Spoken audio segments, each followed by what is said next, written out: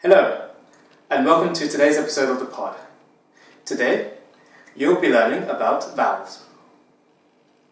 Now, valves are used to help control the inflow and outflow of fuel and gases into and out of the cylinder of the engine, and they are controlled by a cam mechanism which can be used with or without rocker arms and push rods. Today in this video you will learn about the 4-stroke cycle of the 4-stroke spark ignition petrol engine.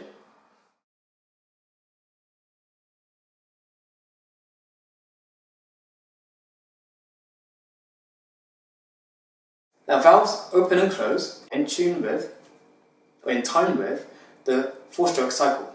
So on the induction stroke, the intake valve is open whilst the exhaust valve is closed.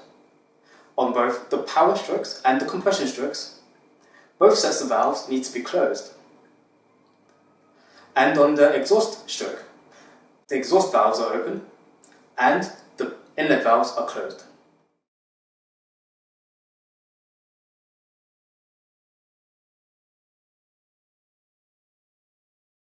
Now, valves are designed with 4 things in mind.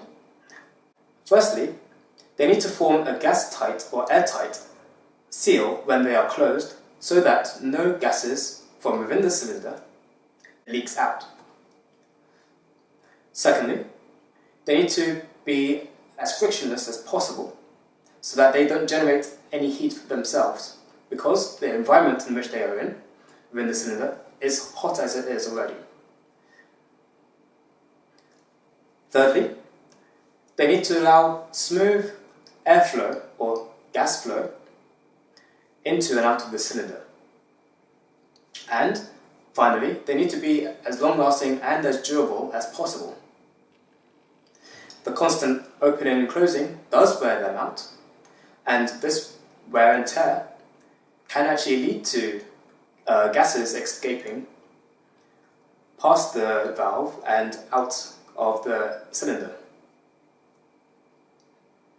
Now, beside me, I've got drawings of our valve, and in particular, this valve is known as the poppet valve, and it is the most commonly used valve of today. However, there have been 3 other designs, and they are known as the slide valve, the sleeve valve, and the rotary valve. But for this video, we will focus on poppet.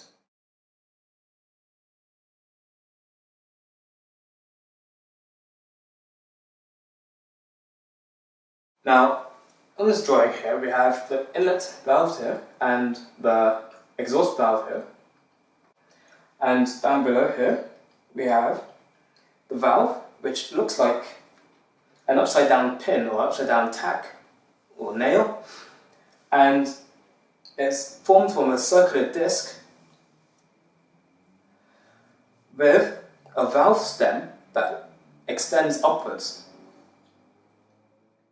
Now, the edges of the valve head, is ground at a particular angle, and this forms the face of the valve. And this sits within a valve seat, and the valve seat is actually on the head of the cylinder, and this is also ground at a particular angle as well, so that when the valve is closed, it forms a nice airtight seal.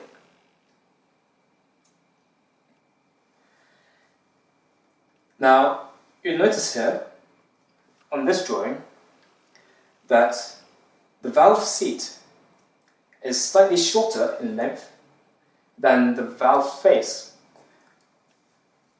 and this is to help reduce the opportunity for it trapping any excess particles or small particles of carbon. And also, down here, you'll notice that I've drawn the valve seat and the valve face at slightly different angles. Now, this is usually done, or it's usually designed as such, so that the valve doesn't trap any excess little particles of carbon, as well as to allow for heat expansion. The valves, especially the exhaust valve, is exposed to a lot of heat, and the valve itself can actually expand when it reaches its peak temperatures. And this slightly different angle allows for that heat expansion to occur. The valve stem sits within a valve guide, and the valve guide sits within the cylinder head. I've drawn the valve guide here in red and here. Now the valve stem and the valve guide form a clearance fit, and in between them is lubricant so that the valve can move up and down freely and won't get stuck. When the engine is operating at peak temperatures, both the inlet valve and the exhaust valves get hot. The exhaust valves get hotter than the inlet valves. However, heat transfer does occur from the valve through the valve stem into the valve guide and through the valve face into the valve seating. Valve face into the valve seating here, and valve stem into the valve guide here.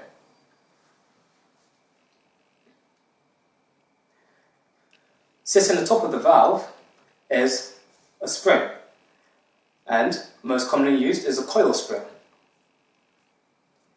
Now, the design of the spring, it depends upon the maximum engine speed as well as the weight of the valve itself. Now, the springs can be either a single spring or a double spring, and what that means is if it's a single spring, it is just one coil spring, but if it's a double spring, it means one coil spring is wrapped around an inner coil spring. And double springs are used to counteract the effects of surging. Surging is where the springs resonate at a certain frequency when the engine reaches a particular engine speed, and it happens in the vertical axis.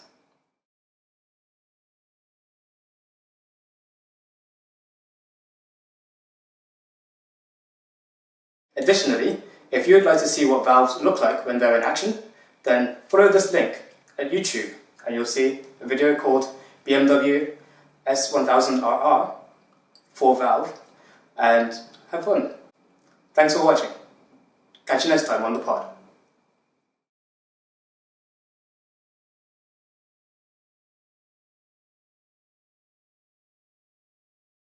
Hello, and welcome to the pod.